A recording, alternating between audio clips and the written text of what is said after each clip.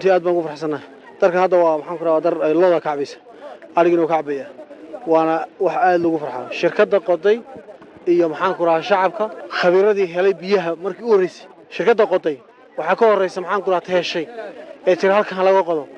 taas iyo waliba khaasatan ragii ma taqaanaa sida goonida u qoday ee tilmaamay meesha biyaha laga helayo ragaasaan marka koobaad ma taqaanaa u mahad celinayna marka labaadna kuwii qoday baan u mahad celinayna